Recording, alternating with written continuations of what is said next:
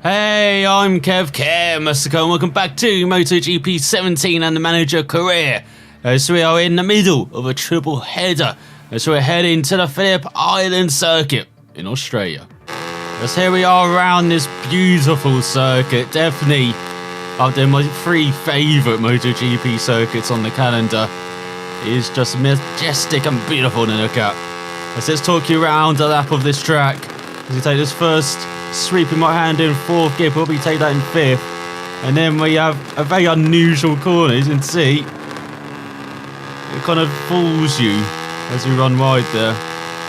You need to take a wide line in, because then as you saw, the corner just goes away from you, and then you have to take the apex. Now through Stacey Stoner corner, I believe, named after the double MotoGP champion. And then into the hairpin. Take that in first normally, but we'll go down to second. So we've got some overcast conditions in Australia. Of all places, we experienced this for the first time really this season. Then down the second gear, that corner used to be a bit harsher in Valentino Rossi game previous MotoGP games, but it seems to be a bit smoother here.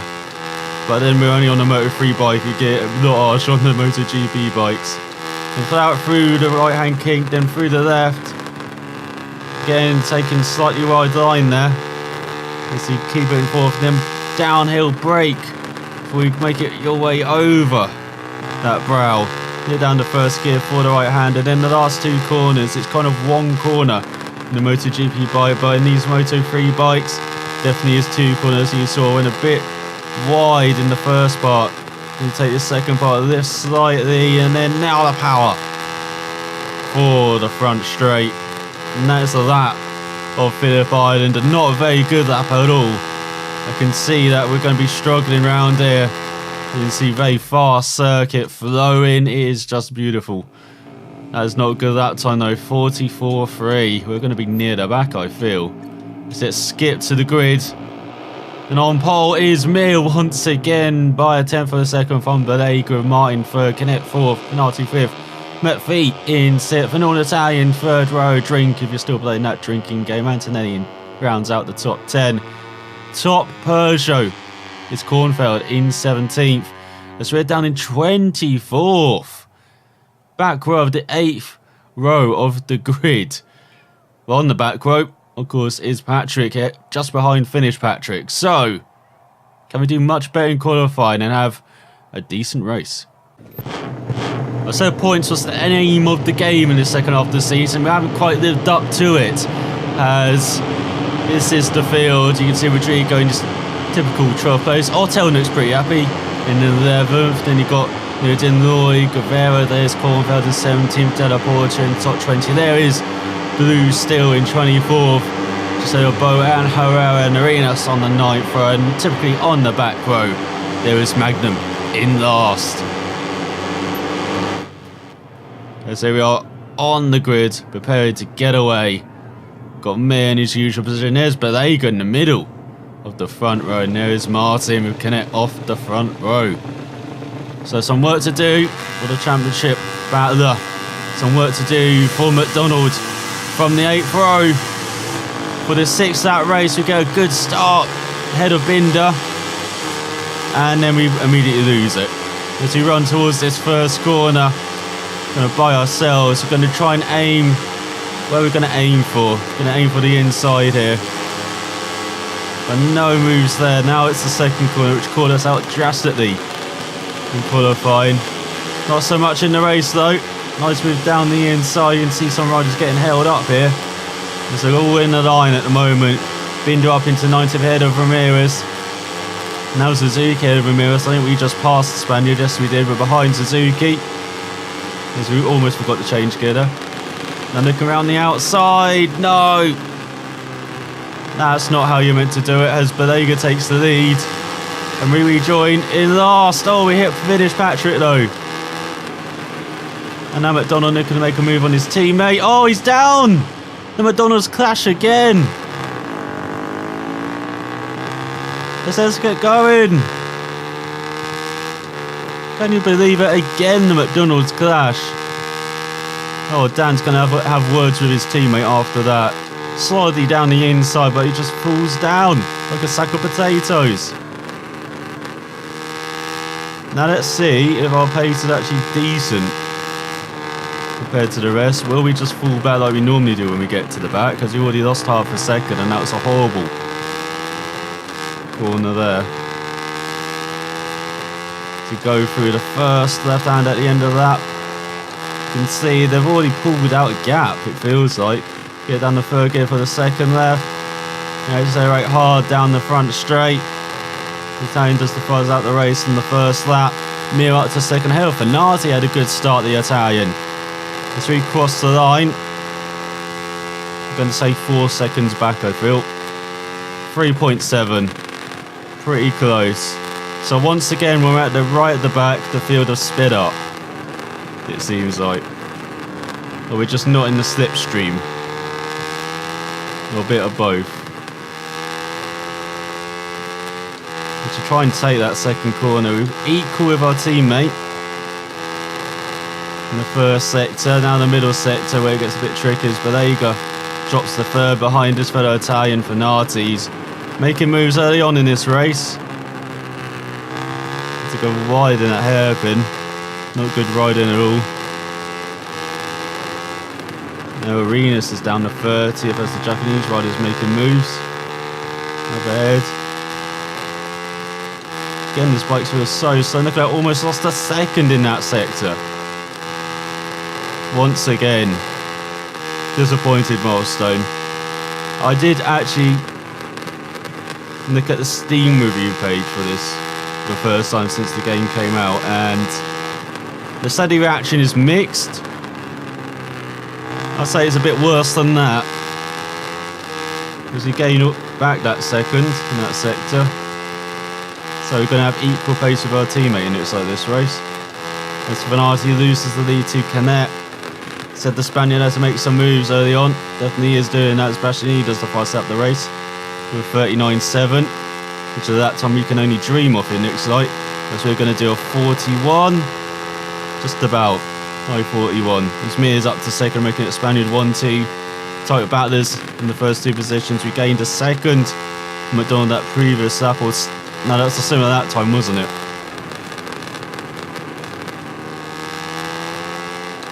So we might have similar pace then. But yeah, I looked at this game on Steam, and let's just say there's a few bugs with this game, which is very disappointing for Milestone once again. But again, this is the last game on this engine, so hopefully with the Unreal 4 engine, with this base game, which I think is actually pretty decent, with this manager career, they can flesh it out a bit more. I think could be really good. With rider career, with the online. Actually, I give up hope on online. In milestone games, it's never going to be good. It's a bit like Codemasters now with the F1 games. So online, often in the first week it's decent, and then it just turns to shit with every patch, with every update they had. Seems like Milestone have an opposite philosophy where they start off rubbish and then they try and improve it, but there's just so much rubbish, it's an uphill battle for them. Just like this race is for MacDonald after that early clash with his teammate. As Mir takes the lead from Canet as they're approaching the halfway mark of this race. Once again, very disappointing that when we find ourselves at the back, we can't catch up. And it seems to be because we've got similar pace to our teammate. We lost almost a second that previous lap though. Much nattering about how rubbish this game is in some aspects. But again, that's the usual for Milestone. They always seem to do that. You may have seen in previous videos the choppy frame rate.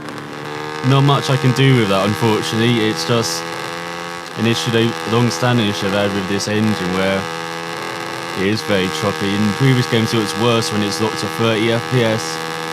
Now it's up to 60 FPS for consoles, and now that I've started playing on PC, I feel like you do get kind of the raw end of the stick compared to consoles.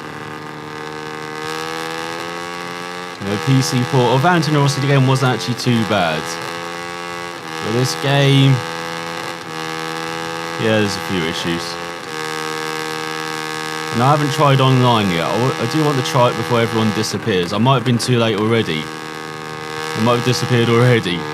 As that's what I found with MXGP 3. Online was pretty decent for the first week or two, and then everyone disappeared. Like, oh. Well, I imagine the online for this game on PS4 will be decent with the esports. So I don't have it on any other platform. But I guess it's better to concentrate on one, see what they can learn from that, and then put on the other platforms for the next game. But yeah, interested to see how that's turning out for Dorna and for Milestone. As we do a 42.7 and we lost another second. We've got to get into the 41s, MacDonald. As once again we're finding the race pace just so much faster than qualifying pace. You saw with my teammate qualifying like 5 seconds off the pace. Now he's suddenly just 2 seconds off the pace, or 2 or 3 seconds off the pace. It is crazy how much that changes between qualifying and the race, and that is something that Milestone really do have to look at. As we have had suspicions of their timings in the past, it used to be pretty bad.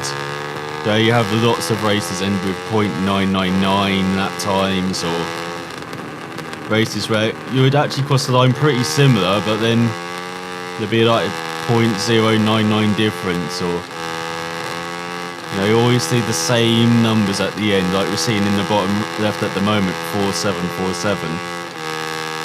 It used to just be .99 or .0001. But that's improved slightly.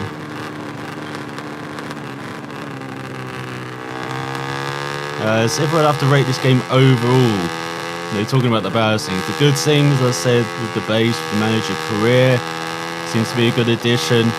I would like to see more of the historic bikes. It is pretty disappointing now.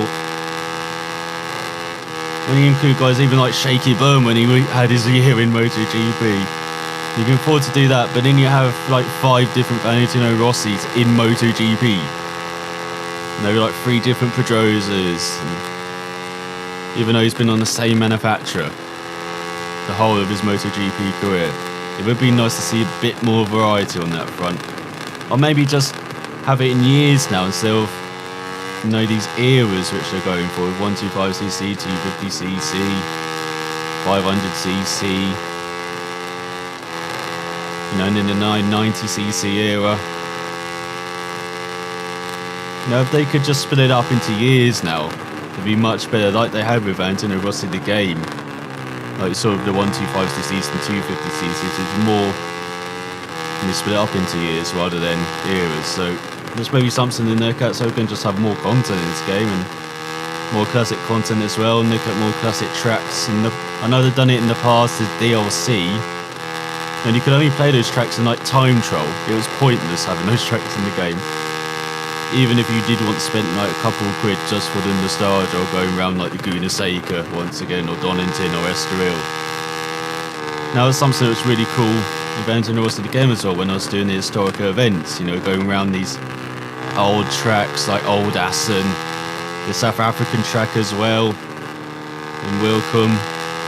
That was pretty cool. As Canet wins this race, I'd like to see those tracks return in the game as well. So you can ride those classic bikes around those classic tracks. It makes sense, doesn't it? You know, it's a bit like what F1 2013 did, you know, from Codemaster. It would be nice to see that. And like you're seeing in some sims as well, like Automobilista with the classic cars and classic circuits. So that was not a good race. At all, very lonely. As Canet wins by a 10th of a second from the Italian, and Mir in third, and Bastianini in fourth, Bernardi in fifth. Look how close it is between the top 5, just a couple of tenths of a second. Belega 6th, Di Gian Antonio 7th, Ottel 8th, Martin down in 9th for the Stranded Poor race, Antonelli 10th, McPhee down in 11th, Noureddin 12th, Lloyd 13th, Guerra 14th, and Binder snatching the final point by 66 thousandths of a second from Suzuki in 15th. It's Kornfeld just a 10th of a second off his first point of the season in 17th, as right at the back are the McDonald's. by a couple of seconds, and by Dan MacDonald by 5.5 seconds behind his teammate. Shocking round in Australia. As Canet leads the Riders' Championship by 12 points with 2 rounds remaining over Mir, Balega in at only 3rd, Martin in 4th, Italian 5th, Finati 6th, Bastianini up to 7th ahead of Antonelli, Otel 9th, DJ Antonio up into the top 10 ahead of McPhee, even though they're level points once again. There's Dan MacDonald in 15th, and there's Guerrero ahead of Suzuki now in 18th. There's 21 riders scored, and Kornfeld's up to 24th, and right at the back is our Patrick. As Honda have an 89-point lead over KTM, Peugeot 3rd, Mahindra 4th. The constructor standards are kind of set now. It's just all about who's going to grab the Moto3 world title. As, yeah, once again there was a crash, both between MacDonald clan. Oh, I'm going to have to get my team manager arms out and try and, talk them down, don't clash all the time. They've done it 3 or 4 times now this season. Unbelievable, mostly Patrick's fault, of course. Wink, wink, no nudge. As no objectives achieved. However, Patrick does improve his photo management up to 49. And we've lost some money and some reputation as well. Not a good weekend in Australia. As next time out we will be in Malaysia for the penultimate round of the season. You can really see we're in the home stretch now. So we're going to go around the Sepang International Circuit. So now for watching, I hope it's much better next time.